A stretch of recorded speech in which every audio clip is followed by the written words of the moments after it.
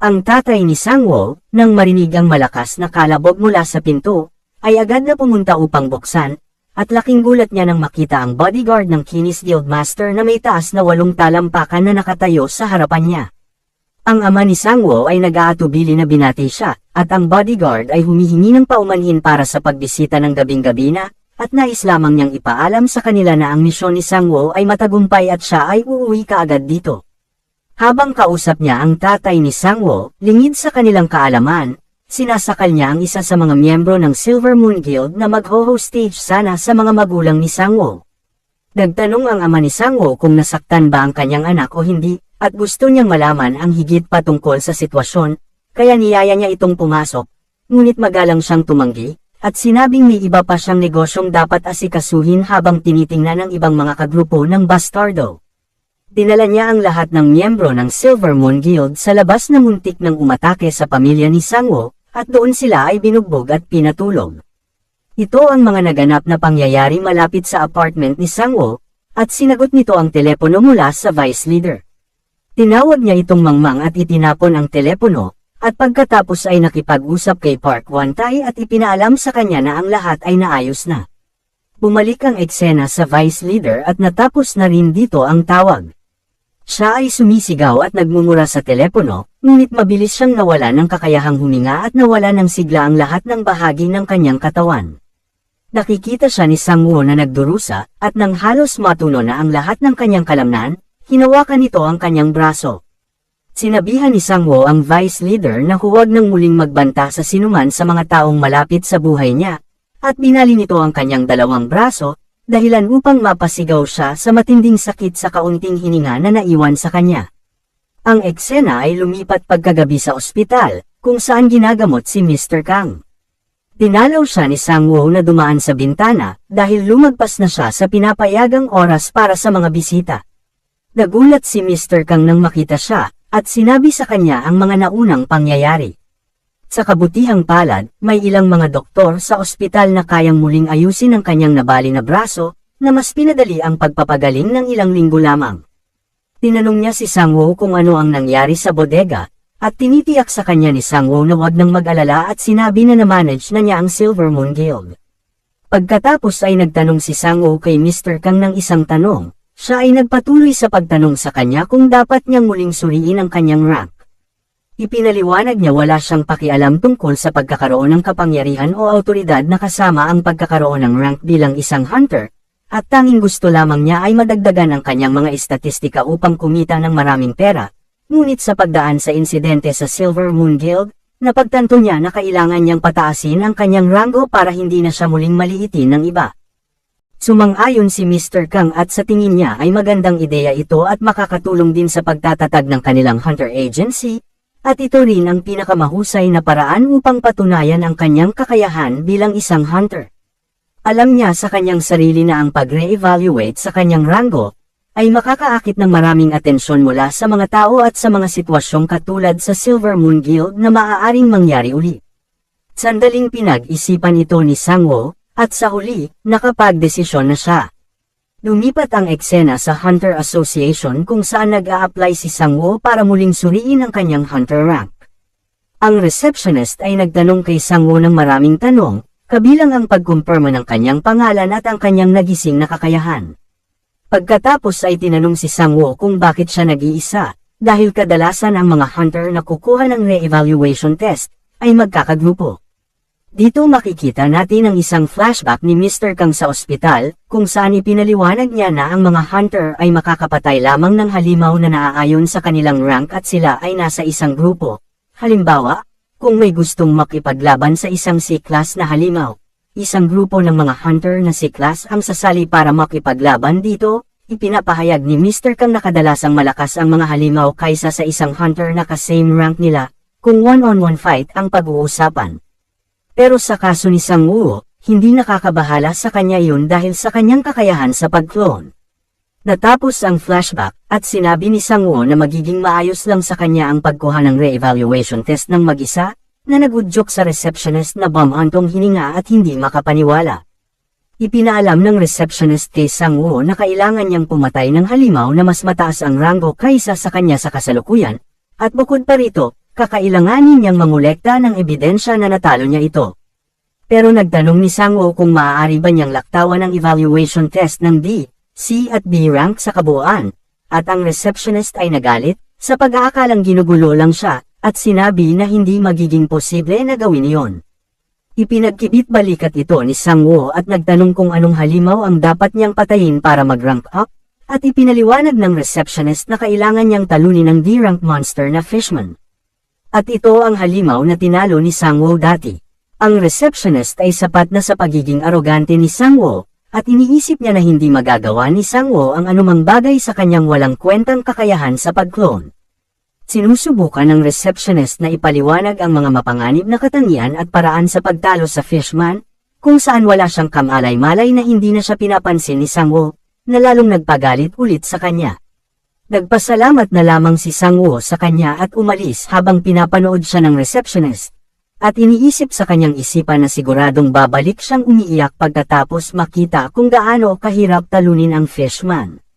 Pero si Sang-woo ay nagpatuloy lamang at umupo sa isa sa mga nakalagay na sofa ng Hunter Association. Galit na nakatingin ang receptionist habang sinusuri ni Sang-woo ang kanyang telepono ng 2 oras habang nagko-coffee break. Sa huli ay tumayo na si Sang-woo at naglakad papunta sa front desk na ikanalito ng receptionist. Tinanong niya si Sang-woo kung gusto niyang kanselahin ang re-evaluation test, pero bago niya matapos ang kanyang mga salita, sinabi ni Sang-woo na nakahuli na siya.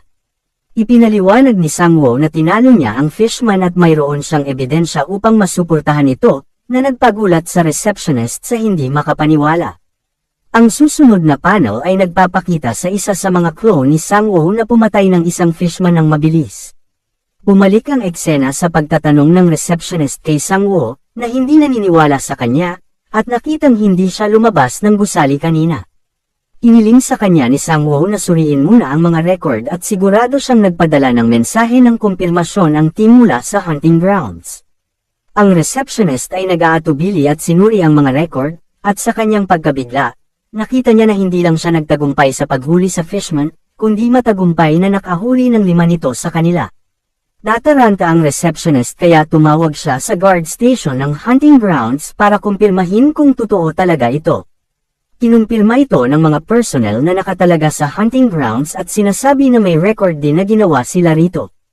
Ang receptionist, nang marinig ito, ay nagsimulang tumulo ang sipon para sa ilang kadahilanan, at sa kanyang isip, sinubukan niyang bigyang katwiran ng sitwasyon at naniniwala na maaaring may pagkakamali sa sistema o nasuhulan ni Sang-woo ang mga gwardya. Ginambala ni Sang-woo ang kanyang pagkatulala, at ang receptionist ay nag-aatubili at itinaas ang kanyang ranggo. Nag-aalinlangan siyang binati si Sang-woo sa pag-promote sa kanya sa D-rank, at sinabi niya sa kanyang sarili na kailangan niyang isumbong siya kaagad pagkatapos niyang umalis. Nagpasalamat si Sang-woo sa kanya, pero bago siya umalis, tinanong niya muna ito ng isa pang tanong. Tinanong niya ito kung maaari ba siyang magparehistro ulit upang ma-promote din sa C-rank, at ang receptionist ay nagulat na naman at hindi makapaniwala. Biglang lumipat ang eksena kay Kim, kung saan sa isang flashback pagkatapos ng insidente sa Silver Moon Guild ay humingi siya ng tawad kay Sang-woo, na sinabi sa kanya kung bakit sila umatake sa agency ni Mr. Kang. Ipinaliwanag niya na ninakaw niya ang kanilang mga jewel crystal mula sa hunting grounds, at pinagbintangan ng Silver Moon Guild si Sang-woo. Sa nakakatakot na tingin sa kanyang mga mata, nagsimulang lumapit si Sang-woo sa kanya. At si Kim, nang makita ang mga mata ni Sang-woo, ay natakot at natataranta sa kanyang sarili pagkatapos makita kung gaano kadelikado si Sang-woo. Ngunit bago pa siya makapagsalita, sinabi ni Sang-woo na hindi niya kasalanan. Tinitiyak sa kanya na huwag mag-alala at sinabi na ang problemang ito ay sa pagitan ng Silver Moon Guild at sa kanyang sarili lamang at hindi niya kailangang humingi ng tawad.